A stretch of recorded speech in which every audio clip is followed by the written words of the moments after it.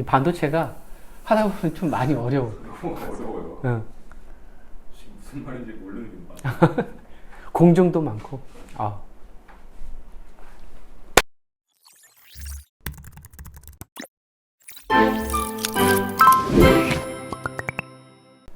안녕하세요. 주식을 몰라도 돈이 되는 주식 정보 스탁앤스탁의 정수빈 연구원입니다. 하반기 시작 후 국내 증시가 4개월째 하락세를 보이고 있습니다.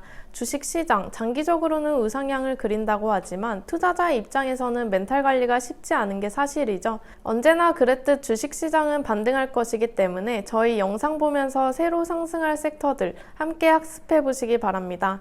영상 시작 전 구독, 좋아요, 알림 설정 확인해 주시고요. 영상 중 스탁앤스탁의 이승호 전문가님께서 삼성전자와 SK하이닉스 주가가 하락한 상황, 시장에서 저평가받고 있는 반도체 관련주도 추천해드릴 예정이니 끝까지 시청 부탁드립니다. 이승호 전문가님 안녕하세요. 네, 안녕하세요. 네, 지난 10월 해외 증시를 살펴보면 흔히 말하는 선진국들의 주가 상승이 눈에 띕니다. 미국 나스닥이 7.3%, 다우가 5.8%, 유럽에서는 독일이 2.8% 상승한 상황인데요. 그에 반해 우리나라는 코스피가 3.2%, 코스닥이 1.1% 하락한 상황입니다. 미국은 3대 지수 모두 강세를 보이는데 우리나라 증시는 왜 이렇게 부진할까요? 네, 연구원님 지적처럼 10월 한 달간 코스피는 3.2%가 빠진 상황입니다. 7월부터 무려 4개월 연속으로 하락세를 보이고 있는데요. 특히 지난 10월 코스피의 3천선이 붕괴됐습니다. 월초 한 번 무너졌다가 잠시 회복한 뒤 마지막 거래일 29일 결국 3천선이 깨진 채로 마감했습니다. 10월 한 달간 조정을 주도했던 건 반도체 섹터였습니다. 반도체 가격 하락 전망이 나오면서 삼성전자, SK하이닉스가 흔들리는 모습이었고요. 더불어 경기 정점 피크아웃과 인플레이션 우려가 악재로 작용을 했습니다. 대부분 기업이 3분기 호실적을 기록했지만 향후 성장세가 꺾일 수 있다는 전망이 나오면서 시장에 힘을 보태지 못했습니다. 여기에 수급적인 측면에서도 좋지 못했는데요. 10월 외국인이 코스피에서만 3조 8,842억 원 순매도를 했습니다. 개인과 기관이 각각 2조 8,305억 원, 7,382억 원 순매수를 했지만 시장에 힘이 되기엔 역부족한 모습이었습니다. 네, 11월도 걱정인 게 2, 3일 미국 연준의 FOMC 회의에서 테이퍼링 공식화 발표가 있을 예정입니다. 이 또한 시장의 악재로 작용될 수 있겠죠. 전문가님께서는 이번 FOMC 회의 어떻게 전망하고 계신가요? 네, 시작부터 쉽지 않은 일정입니다. 현재 국내 증시는 인플레이션 우려가 지속되는 가운데 미국의 자산 매입 프로그램 축소, 즉 테이퍼링과 11월 25일 한국은행의 두 번째 기준금리 인상에 영향을 받을 전망입니다. 여전히 과잉 유동성의 영향권에 놓여 있지만 유동성 확대의 끝이 보이는 만큼 강한 상승세를 기대하기는 힘들 것으로 전망되는데요. 여기에 코스닥 시장에서는 연말 대주도 양도세, 과세 이슈가 있어서 투자자들의 경계심이 커질 것으로 보입니다. 특히 우리 시간으로 4일 FOMC 회의에서 테이퍼링 일정이 공식화된 직후에는 일시적으로 시장의 변동성이 커질 수 있다 예상되고 있습니다. 여기에서 테이퍼링 시행 시점에 대해서 주목할 필요가 있는데 11월 시행일지 아니면 12월 시행일지에 따라 증시 단기 방향성이 달라질 수가 있겠습니다. 일각에서는 12월 시행 가능성도 높다 여겨지고 있는데 베스트 시나리오는 12월 테이퍼링 시행에 금리 인상 속도 또한 진정되는 것입니다. 그렇게 되면 단기적으로 증시 반등, 긍정적인 시장 상황이 연출될 것으로 보입니다. 네, 반도체 하락 전망, 인플레이션 및 테이퍼링 시행 등 악재가 가득한 상황이지만 3분기 기업들의 호실적을 기록한 상황입니다. 시장이 반등할 여지는 없는 걸까요? 현 상황에서 긍정적인 점을 찾아본다면 공급망 변목 현상 및 높은 인플레이션이 지속되고 있는 가운데 현재까지 삼성전자, SK하이닉스, 현대차 등 국내 주력 기업들이 양호한 실적 및 가이던스를 제시함으로써 주가 회복세가 다소 좋아지고 있다는 점입니다. 따라서 앞서 연구원님께서 말씀하신 것처럼 10월에 우리나라와 같이 상대적으로 주가가 부진했던 국가들이 미국 등 선진국 시장과의 키맞추기 장세를 형성할 것으로 전망됩니다. 증권사 리서치 자료를 살펴보면 11월 FOMC에서 연준의 테이퍼링 공식화로 인해 달러화 강세가 출현하면서 신흥국에 부정적일 것이라는 우려가 상존하고 있지만은 이미 시장에서 테이퍼링에 대한 우려가 선반영되었기 때문에 11월 FOMC 이후 오히려 달러화 강세가 진정될 가능성도 높아 보입니다. 실적 모멘텀 지속, 연말 소비 시즌 기대에 따른 계절 효과 등 호재성 재료들도 상존하고 있다는 점에 주목할 필요가 있고, 악재보다는 호재에 민감하게 반응하는 환경이 조성될 전망으로 반등 가능할 것으로 내다보고 있습니다. 네, 기업들의 3분기 호실적과 더불어 테이퍼링 선반영, 연말 소비 확대에 대한 기대감 등 조심스럽게 시장 반등 가능성을 언급해 주셨는데, 만약 그런 상황이 연출된다면 어떤 섹터를 눈여겨봐야 할까요? 네, 2012년 이후에 최근 낙폭이 비슷했던 사례를 분석한 결과 반등 초입 국면에서는 그동안 소외됐던 종목들이 상승 확률이 높았습니다. 현재 상황을 고려해 말씀드린다면 IT, 자동차, 그리고 식음료 업종 등을 주시해보면 좋을 것 같습니다. 더불어 콘텐츠 기업들도 기대됩니다. 11월 4일과 12일 각각 애플 TV 플러스, 디즈니 플러스가 국내 출시되기 때문인데요. 이미 한국에서 서비스 중인 넷플릭스를 비롯한 글로벌 OTT 사업자들의 경쟁 심화 과정에서 콘텐츠 기업들의 반사 수혜가 나타날 수 있다는 점 또한 주목할 필요가 있겠습니다.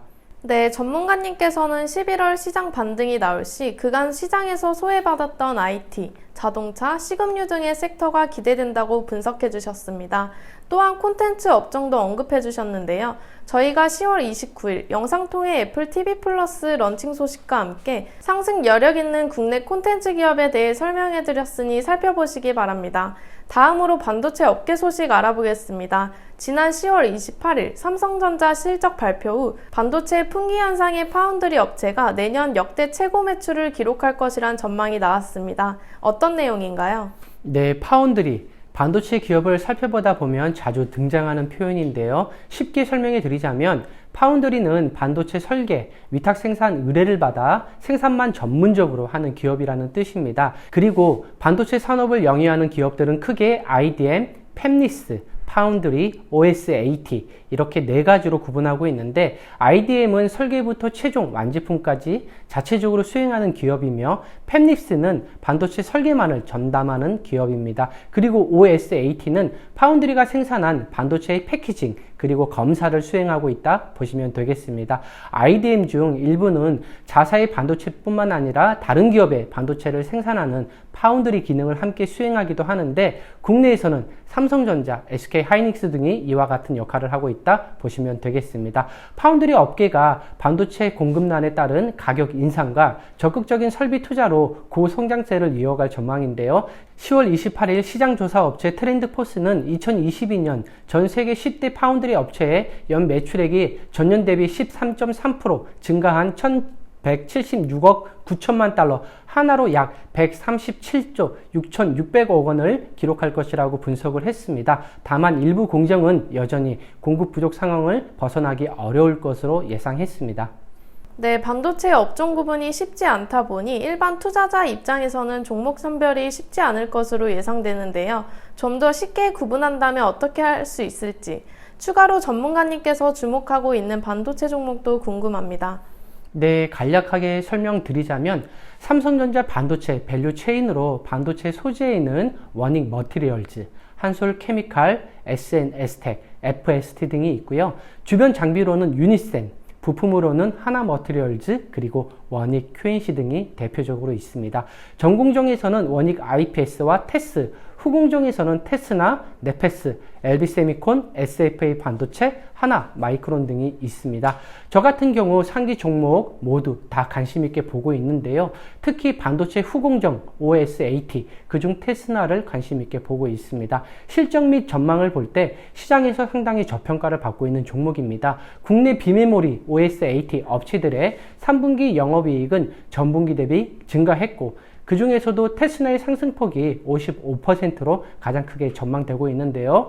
하반기 OSAT 업체들의 가동률은 파운드리 수급 이슈가 해소되면서 상승 중에 있습니다. 테스라는 시스템 반도체 테스트 사업으로 삼성전자와 SK 하이닉스를 비롯하여 다수의 팹리스 업체들을 매출처로 확보하고 있는데, 국내 유일의 비메모리 웨이퍼 테스트 전문 업체이고 시스템 반도체 부분에서 상위의 시장 점유율을 확보하고 있습니다.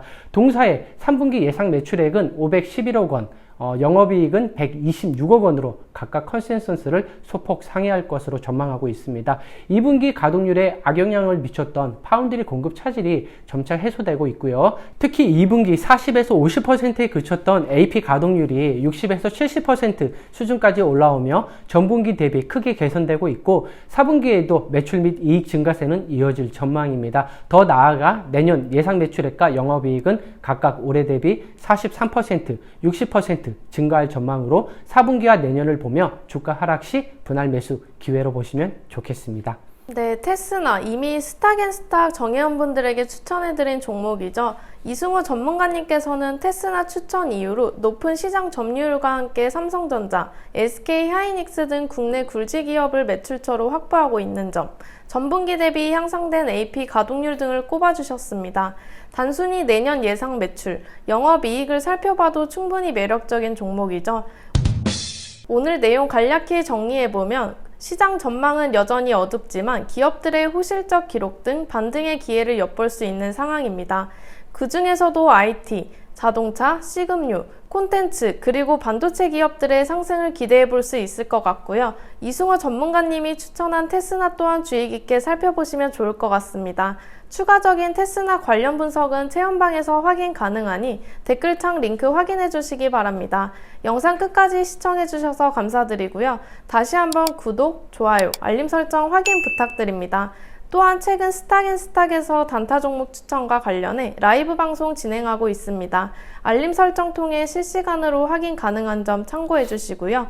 이상 주식을 몰라도 돈이 되는 주식 정보 스탁앤스탁의 정수빈 연구원 이승호 전문가님이었습니다. 감사합니다.